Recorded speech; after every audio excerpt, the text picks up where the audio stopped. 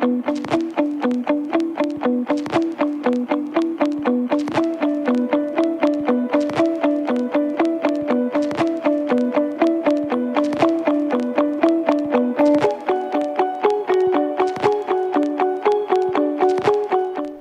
everybody and welcome to another episode of Circle Up and Get Real, where we talk about things that matter and we talk about those things that matter with people who matter.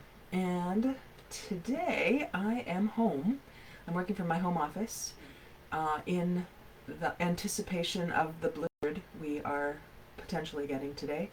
And even that topic is interesting to consider because there are so many ways people are connecting about things like a potential blizzard that either is or isn't actually going to happen.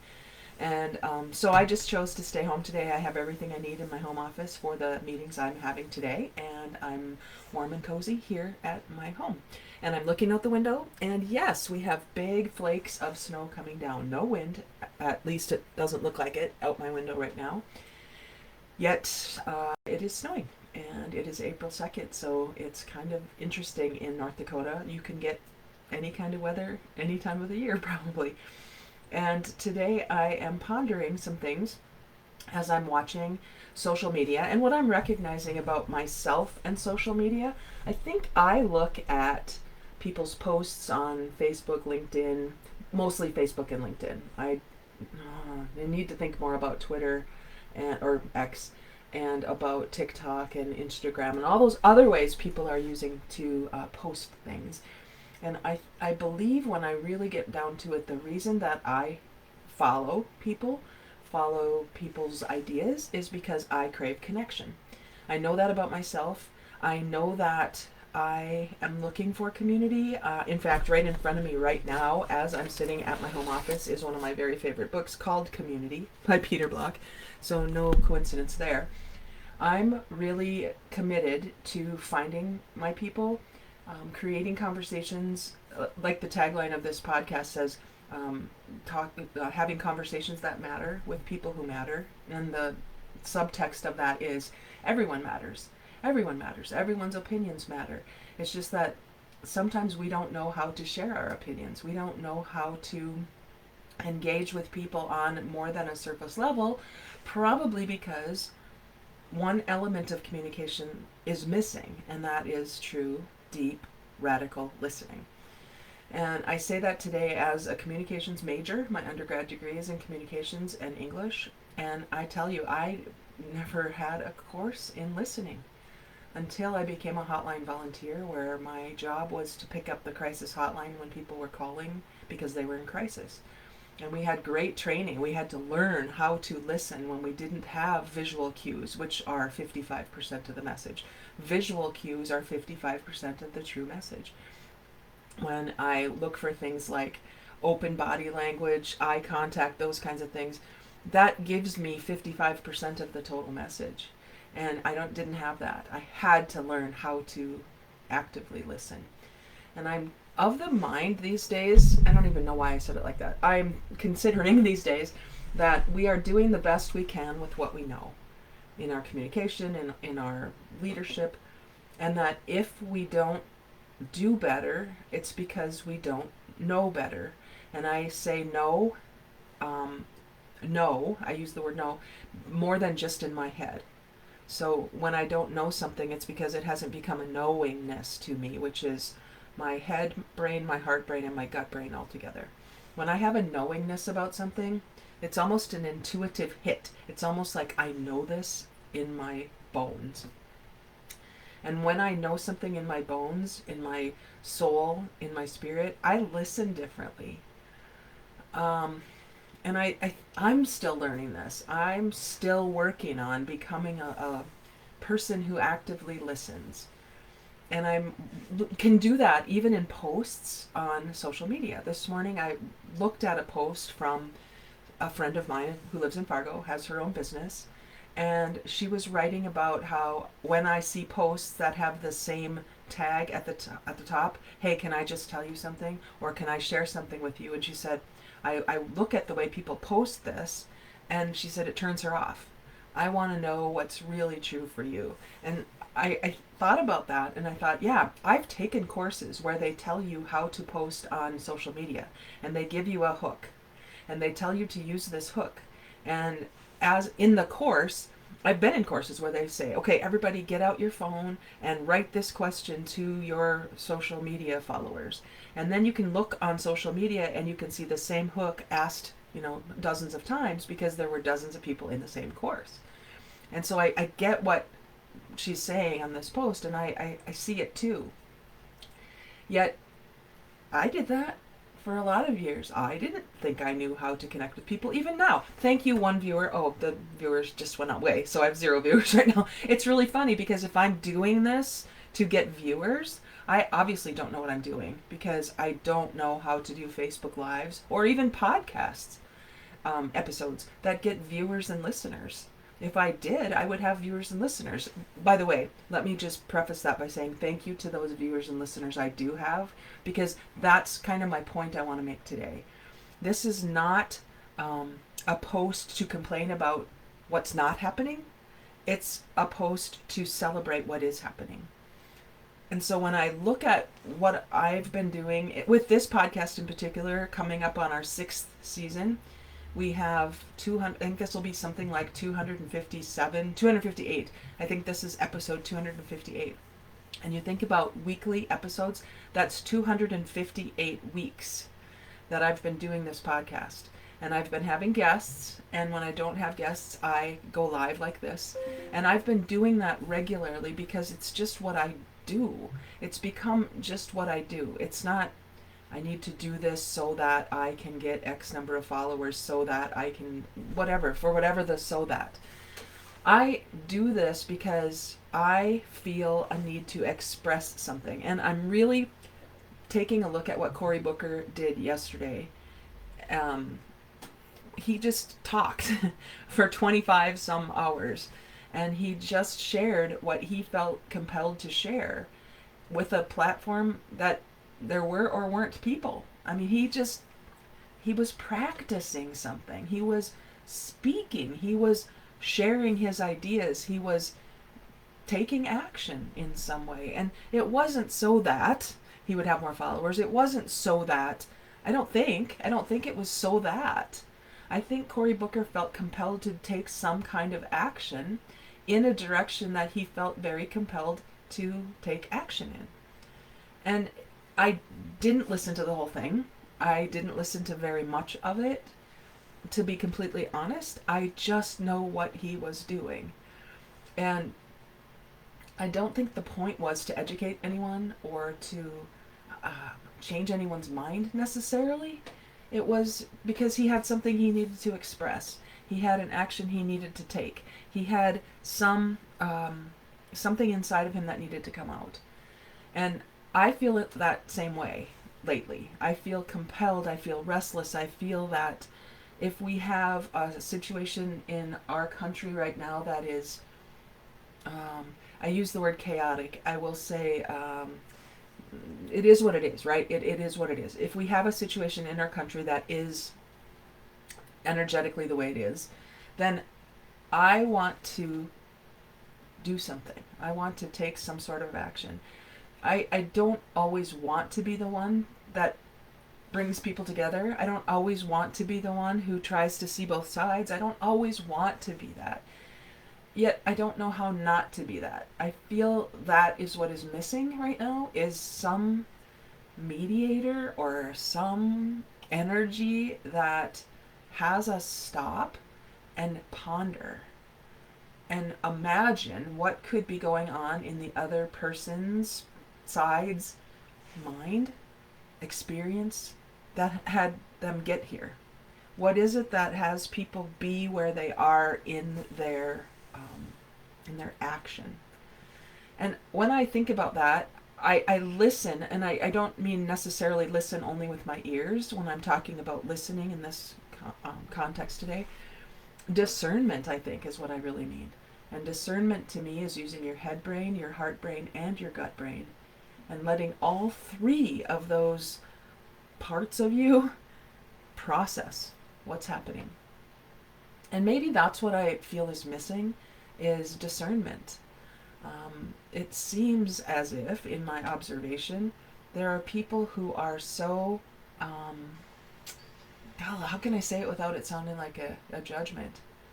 Uh, when people are so, um, mm, see, the language isn't coming to me because there isn't really language for what I'm trying to express. We use words because it's really all we know. We use words because it's all we have in some ways, and it's the way we feel we can best communicate. Yet the words are clunky. The words themselves are clunky. I mean, the language we use, the English, is clunky. You think about other languages in the world, and they have more words to express different kinds of emotions and feelings and than we do in English. And I'm almost sorry that I'm only an English speaker. My major in college, communications. I had a double major, communications and English, and I felt that I wanted to master the English language. I wanted to be a writer of English, the English language. That doesn't mean English is it. It's the only one. It doesn't mean that at all. There's no exclusivity in my expression of things, which is why I think I feel a little frustrated, probably a lot, frustrated, because it seems that the loudest voices, the ones that we hear the most, whether that's auditorily, is that the right word? Through our listening, through our ears, or the ones that we see in social, the ones that we read, those kinds of voices are the ones that we're inundated with. And they're the ones that, if, like I used to be, they were the ones that I thought were the ones I should follow. They were the ones that were right, despite how I felt about the way to do things. Everybody post this one thing and make sure you do this the right way, the way I'm teaching you in my class, so that you will get the engagement you want, so that you can sell your product or service to the right people. I believe that was true. And I'm not saying it's not. I'm just saying for where I am in my life right now, copying somebody else's post and posting it out there and trying to get people to buy my thing just doesn't feel right anymore. Maybe it's an evolution. Maybe it's something else. For me, it feels, using intuition, using all my discernment processes, it just feels that there's something missing. It feels that if we had the ability, and I think we have the ability, but I think willingness is where it's missing. The willingness to take a little more time to see humans as humans and not only as resources or objects we can use to get ahead or that get in our way when we feel that we want to move fast. I'm reminded in the last couple of weeks, probably more than that, maybe the last couple months, I'm reminded of books that have been really compelling to me in the past as I've been working on my own discernment, on my own learning processes. And I'm reminded of why they were so compelling to me when I was in this space of curiosity and hunger to learn. Back in the early, I'm dating myself. I am how old I am. It is what it is. But in the early part of my personal development journey, I couldn't get enough. I was so interested in the things I didn't know. And so I was reading all these great books. And the Arbinger group is one author group that I've really found to be compelling. Leadership and Self-Deception was a game-changing book for me in my own ability, my own leadership. It's just hard to not take accountability for my own actions and my own effect on the world when I read books like that. When I really digest books like that. When I really listen in my reading. Does that make sense? Listen in my reading? I know that seems a little oxymoronic, but when I talk about listening as discernment, it makes sense to me. I can read something, process it, wonder about it, ponder it, and then have it kind of settle in my beingness. And that's where I still remember some of the things that I learned from that book in particular. There's another one, by the way, that again was called Leadership and Self-Deception. Such a good book. Hard to read, difficult to read. In fact, I used that book in one of my earlier, when I first started my career, one of my earliest facilitations. A group of executives had me come in and facilitate a retreat. And we read that book as pre-work. And most of the team thought it was really good. We were talking about mirrors, how what if you had a mirror when you said it could be me, and you looked in the mirror when you had a problem, and you saw the etched words that said it could be me. Some of the people were like, this is so good. Well, the CEO of that organization, who was not really present, I mean, he was physically present, but he was on his phone most of the time we were having that conversation. I'm guessing because he had shareholders to answer to. He had a lot of things going on at the same time. He didn't have the same experience with that. He didn't have the same feeling that some of his people did where, wow, this is so good. I could be the challenge. I could be the problem. If I have a problem in my life, I could be the problem. And so that kind of fell flat because in that case, especially, everything rises and falls on leadership. And so the way the leader goes is the way the rest of the team goes in most cases because we're afraid to rock the boat. So the way the leader holds the space for the culture is usually the way the culture goes. And that was a super example of how that worked. While there were people who really wanted to dig in on this, it was almost like they're looking at the book and then they're looking at him. Looking at the book, looking at him, noticing he's not looking at the book. Oh, we're not supposed to look at the book. It was kind of like that. It didn't happen that way, but that's, in looking back, that's sort of how I wonder if their experience was. And so if we aren't yet in a space ourselves where we've developed our own discernment, we have our own agency for our own accountability for the way we want to live our lives, we're going to look to our leaders. We're going to look to the people on our left or our right who maybe have been around longer or have more knowledge or wisdom, experience, money, fame, power, whatever. We're going to look to them for our cue. Like, what should I do? What should I do next? And I find this almost all the time. And I can probably relate to this because I used to do this. I used to look for the person who could give me permission to do the things I felt compelled to do deep down in my soul. And because I couldn't seem to find that, because I was thinking things differently, I was reading things, studying things, taking personal accountability for, golly, a long time before the people around me were taking these courses that were all about personal accountability, personal responsibility, and not finding a community, not finding people with whom I could continue to hone these skills. I started believing that I must be wrong. I'm the only one I know, so it can't be me. So I'd look to my left, look to my right, not find what I was looking for, put it away because other people were saying to do it differently. I'll never forget one woman. She's a sweet woman. I was in a group with her and I had a question about something and I raised my hand to ask the question in this group, and I asked the question and there really wasn't an answer that I got, and I looked at her and she whispered to me, "We don't ask these kind of questions here. We don't do that here." And I thought, wow, we don't do that here. So I'm then not someone who fits here.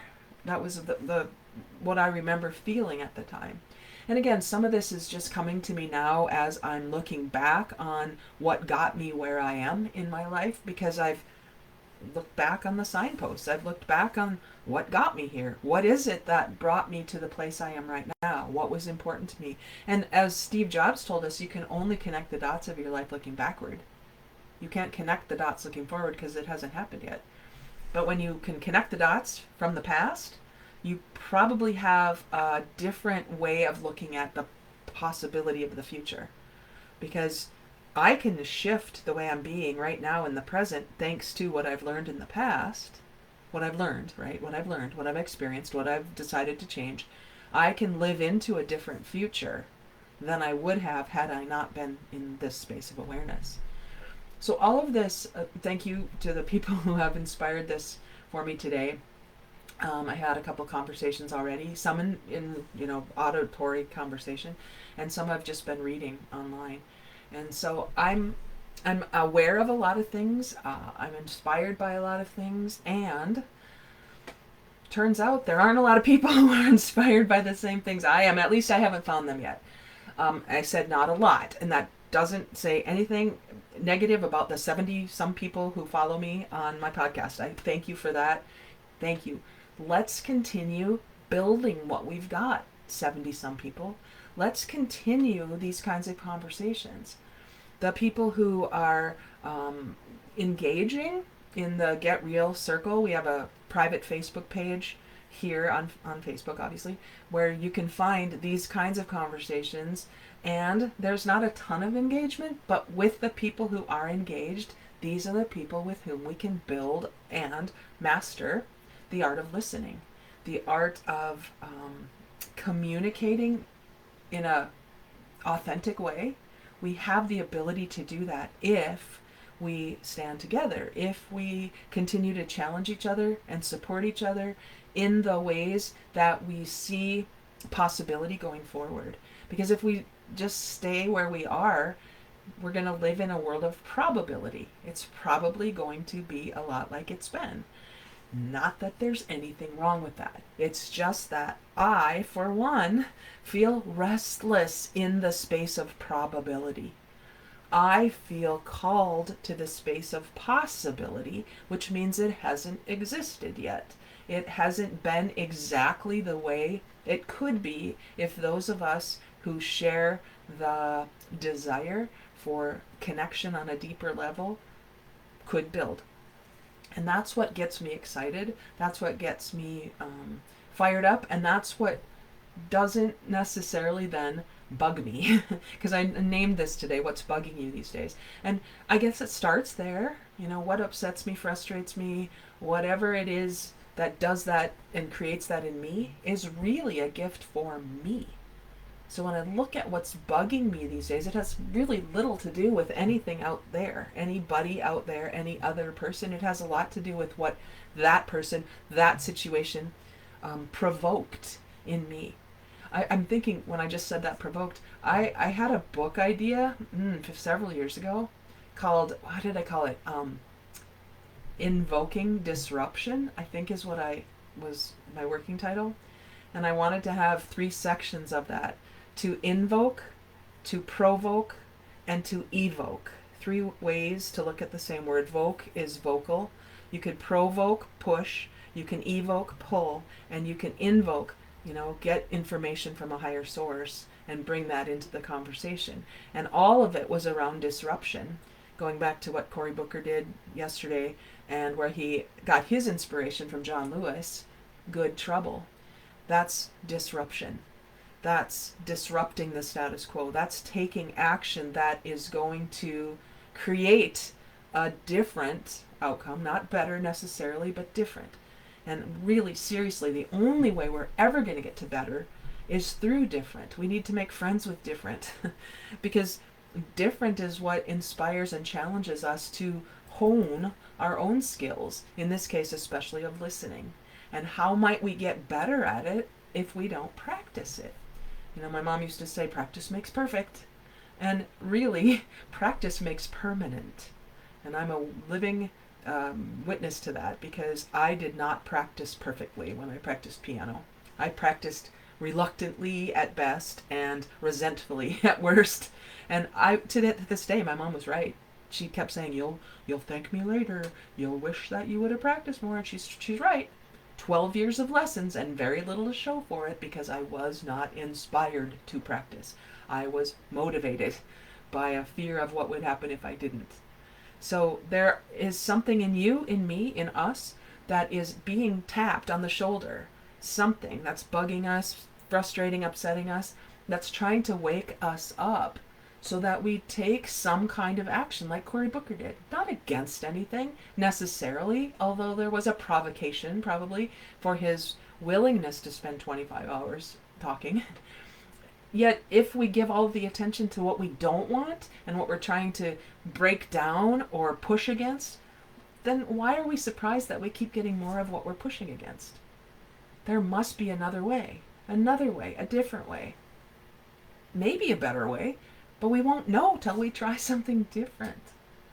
And these are the kinds of conversations I want to have more of because I just feel like there's something more to be said, to be contemplated, to be pondered so that we take action, so that we do something, so that the outcome can be influenced in some way.